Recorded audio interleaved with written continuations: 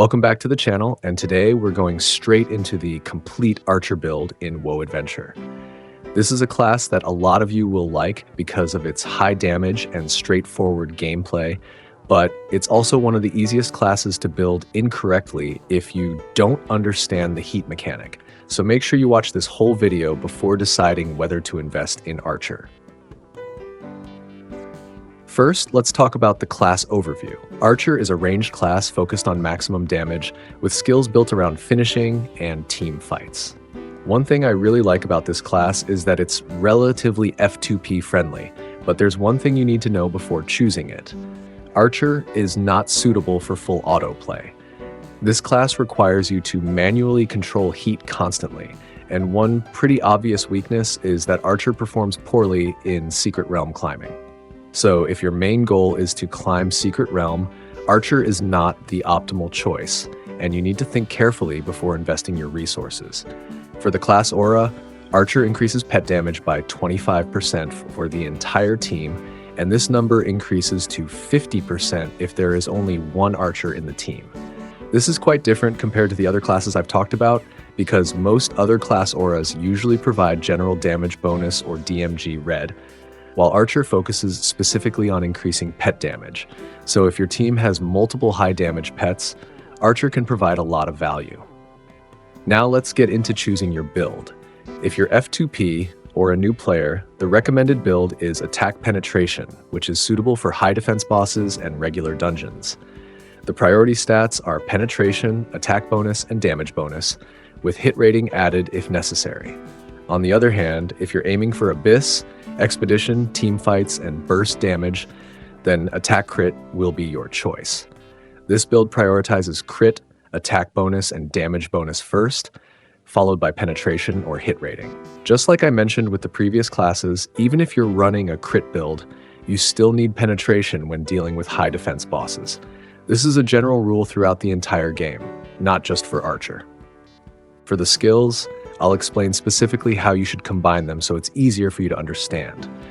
The skill set you should always keep is Double Shot combined with Stunning Hunt, and this is the combo you use in most content. For the other two skills, it depends on the situation. Use Shock Trap when playing Secret Realm, and use Griffon when playing Abyss or Expedition. For your main damage skill, you should use Piercing Arrow during the early game, and then switch to Moondance when you reach the mid to late game. This is the skill progression you should keep in mind so you don't fall behind as you level up. Let's go into the mechanics of each skill in more detail. Double Shot is a basic skill with a 1-second cooldown, and each attack now fires 2 arrows consecutively, with each arrow dealing a 171% damage rate. This is the core skill that helps you maintain consistent DPS. Piercing Arrow is a core skill with a 3.65 second cooldown, firing a huge arrow that pierces through multiple enemies with an extremely high damage rate of up to 735%. This is exactly why it is used as the main damage skill during the early game, because this damage rate is truly much higher compared to other skills at the same stage. Griffon is a tactical skill with a 7.8 second cooldown, summoning a stronger Griffon that lasts for 10 seconds and continuously fires lightning attacks at enemies with a 249% damage rate, making it suitable for longer fights such as Abyss or Expedition. And Stunning Hunt is the ultimate skill with a 15.75 second cooldown, giving you 80% attack speed for 10 seconds. During this time, your basic skills will deal additional area explosion damage when hitting enemies with a 45% damage rate, while also slowing the targets. This slow effect can stack up to 3 times within a 5-meter range, making this skill extremely effective for both increasing attack speed and controlling groups of enemies. As for Moondance, the skill you switch to during the mid to late game, it has a 4.3 second cooldown, and the Moonblade continuously spins in the air, dealing damage to any enemy it comes into contact with at a 220% damage rate. As you can see, Moondance has a lower damage rate than Piercing Arrow, but in return, its continuous spinning mechanic allows it to deal damage multiple times over a longer period of time. So once you have enough supporting stats in the later stages, the overall effectiveness of Moondance will surpass Piercing Arrow. This is why the game recommends switching skills based on your progression instead of using the same skill from the beginning to the end. For pets, the recommended combo is Dancer for the attack penetration build or Meteor for the attack crit build, combined with Light Howl and Flame Demon when playing Secret Realm. You should also use 0-star Soul Claw for the basic Secret Realm setup, meaning you don't need to invest too much in upgrading Soul Claw's stars if you're only using it for this basic purpose. Let's quickly go over the pet mechanics again so you have a clear understanding. Dancer has the Death Step skill with a 3-second cooldown and a cost of 60 energy, summoning 5 butterflies that attack enemies within a 4.2 meter range with a 482.4% damage rate, and whenever the attack does not crit, it applies weakness to the target. One important thing to note is that when this pet is equipped by a ranged class, the skill will switch to ranged form, and for Archer, this is exactly the version you will be using.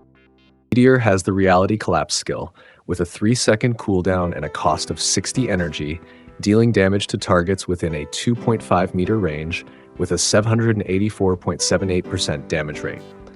If it crits, it adds another instance of damage with a damage rate of 178.77%, and this effect can trigger up to 2 times on the same target. This is why Meteor is always paired with the attack crit build in every class I've analyzed so far. Flame Demon has Flames Purify All with a 3-second cooldown and a cost of 60 energy, creating a firestorm within a 6.5 meter range and dealing 10 consecutive instances of damage with a 305.45% damage rate. And Light Howl keeps its familiar buffing role, with Starflare increasing damage and healing by 35% for 7 seconds with a 30-second cooldown. Now we get to what I think is the most important part when playing Archer, which is the specialization called Thermal Shooting that you unlock at Live Bore 40.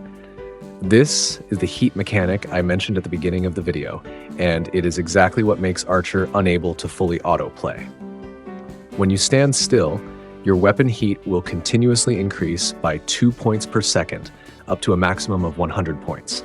The higher your heat, the more damage you deal. Specifically, each point of heat increases your damage by 0.1%. When your heat goes above 50, using a talent skill has a chance to deal bonus damage with a damage rate of up to 700%. And the higher your heat, the higher this chance becomes. However, this is exactly where you need to be extremely careful. When your heat reaches the maximum limit and does not decrease for 2 seconds, your weapon will overheat, and you will not be able to use any skills other than your basic skill for 6 seconds. Once the overheat ends, your heat will reset to 0. This is clearly a high-risk, high-reward mechanic. If you control it well, your damage output can increase dramatically. But if you let an overheat happen in the middle of an important fight, you will lose access to your skills right when you need them the most. As for the upgrade priority for this specialization, you should choose Thermal Enhancement first, and then Energy Storage Loading. Thermal Enhancement increases the bonus damage effectiveness of each heat point from 20% up to a maximum of 100% depending on the upgrade level. Since this skill directly multiplies your damage by a significant amount, it should be prioritized first. Energy Storage Loading increases the heat value limit by 10 to 50 points depending on the upgrade level, giving you more room before reaching the overheat threshold. This is more of a safety support skill, so I think upgrading it afterward is perfectly fine. Finally, let's get into the practical tips that you need to keep in mind. For equipment, you should keep your Secret Realm set with the Shock Trap core separate from your Abyss Expedition set with the Griffon core, and don't dismantle your old weapon or gloves related to these cores right after you upgrade. For core sets, basic short-term gear is enough, so don't overbid on the auction. Prioritize getting accessories from the first-time Abyss clear, assistance coins, or buying them at a reasonable price. And keep in mind that assistance coins have a maximum cap of 1.5k, so don't let them pile up without using them. And when it comes to pets and attributes, always control your heat manually to avoid overheat reducing your damage.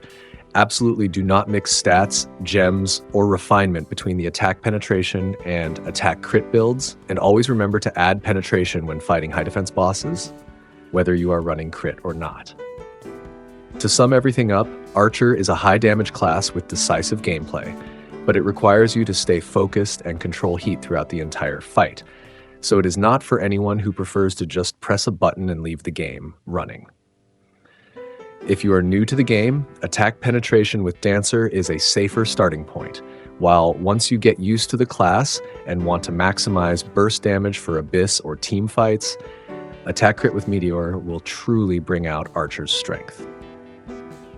That's all for today's video. If you found it helpful, don't forget to leave a like to support the channel, and I'll see you in the next WoW Adventure Build Analysis.